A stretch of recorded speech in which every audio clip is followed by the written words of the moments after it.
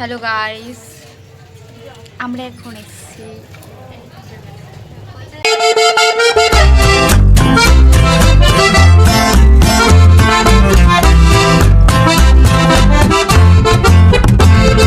Hello guys, তো আমরা এখন গিফট কিনে এসেছি বান্ধবীর বিয়ে। আমি বললাম প্রেসার কুকার কিনি না, এদের পছন্দ হলো না, ওরা তাই এটা কিনছে। প্রেসার কুকার একদিন ভেঙে যাবে, কিন্তু এটা তো ভাঙবে না। এটা যদি পড়ে ভেঙে যায়, যাই হোক, এটা মারাত্মক সুন্দর, তাই না? আরো একটা আছে, ওটা কিন্তু এটার থেকে আমার ওটা বেশি ভালো লাগে। এটাকে ভালো করা যাচ্ছে না, যাই হোক। এই যে এই হচ্ছে অবস্থা। আর আমরা দোকানের বাইরে বসে আমরা এই সমস্ত দেখছি। গিফটের এই অবস্থা আমরা করতে পারছি না কোনো ব্যবস্থা, এটাই হচ্ছে কথা। আর বলতে পারবো না একটা ছবি তুলে দিতে এটার সাথে, ঠিক আছে? তাই আমি ওকে ছবি তুলে দিচ্ছি। 700-800 টাকার জিনিস দেখে অবশেষে এগুলো কিনে বাড়ি যাচ্ছে।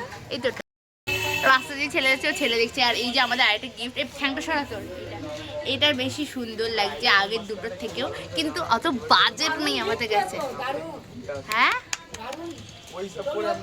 এখন আমাদের কেক খাওয়ার মন করেছে, তাই আমরা এই আমরা এই বড় বড় কেকগুলো কিনে খাবো। ফানি গাইস, কথাবার্তাগুলো আমাদের আসলে নয়, আসলে ওর মা বাবার অ্যানিভার্সারি, তাই ওকে জিজ্ঞাসা করেছি। হ্যাঁ, আমাকে জিজ্ঞাসা করেনি। হলুদটা ওরে বাবা, বড় বড় কেক দিচ্ছে। আমি বলছি মনে এই পুচকি পাতাটা ভালো। কোনো কাজের কাজ দোকানে গিয়ে হয়নি, শুধু ইয়ার্কি আর ইয়ার্কি হয়ে গেছে দোকানে গিয়ে। তো আমরা দোকান থেকে এইটা কিনে এনেছি গিফট কেনার বদলে। আর এখন এটা আমরা অ্যাপ্লাই করব। এটা 15 টাকা নিয়েছে, আমি কোনোদিন আর এটা ইউজ করিনি। গরিবস, আমি শুধু কফি চালের গুঁড়ো লাগিয়ে স্কিনটা এরকম রাখি, ঠিক আছে? অনেক দিন যাবত কিছু অ্যাপ্লাই করিনি, তাই এই অবস্থা।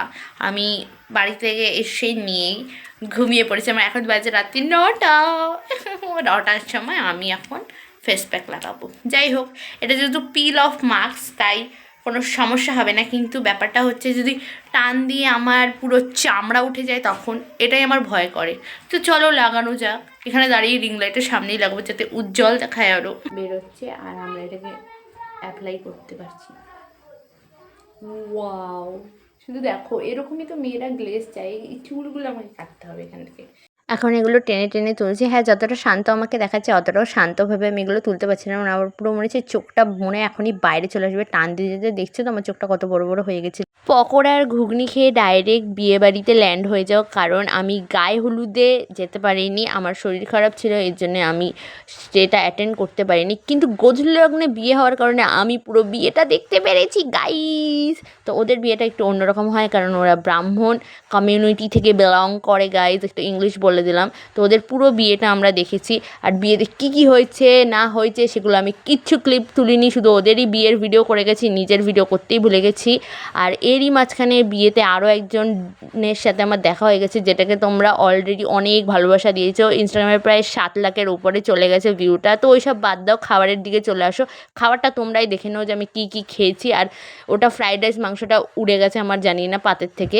এরপর ডাইরেক্ট সকালে যাওয়া যাক। বাবা একটু দেখি তোকে, ছবি তো এই জবা তোর বড় ছবি তাকাতে বল আমাদের। আর এখন ওর বিদায় হবে, তো আমরা চলে এসেছি সবাই ওর বিদায়ের অনুষ্ঠানে। দেখছো আমার চোখে একটুও জল নেই, বাকি সবাই ইমোশনাল। আমি বুঝতে পারছি না যে কেন আমার চোখে জল নেই। আর এখানে ওর সিঁদুরদান হচ্ছে। হ্যাঁ, অলরেডি সিঁদুর পরানো হয়ে গেছিলো কমলা রঙের, আর ওর দিদি একটুনি দিয়ে দিয়েছিল লাল রঙের সিঁদুর। তাতে কি হয়েছে গাইস? কিছুই না। অনেকেই ভাবছে যে কী রে বাবা, কী বিয়ের নিয়ম, ऐसा कुछ भी नहीं है। তো দেখো, তোমরা পুরো ভিডিওটাকে যখন দেখেই ফেলেছো তাহলে একটু সাবস্ক্রাইবটাও করে দিয়ে যেও। এখানে একের পর এক আশীর্বাদ দেখতে দেখতে সবাই কান্না করে দিচ্ছে, কিন্তু আমার পাষাণ মন একটুও কান্না করতে পারছে না। আমি জানি না কেন, আমার খুবই দেখে নিজেকে কষ্ট লাগছে যে আমি কেন কান্না করতে পারছি না, সবাই কান্না করছে, ঠিক আছে?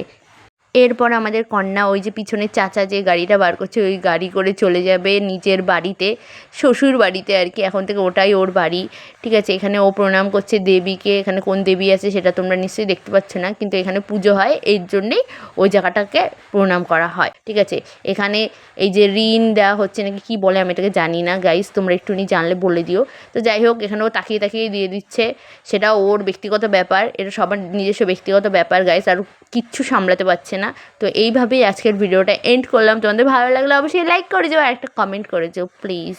বাই।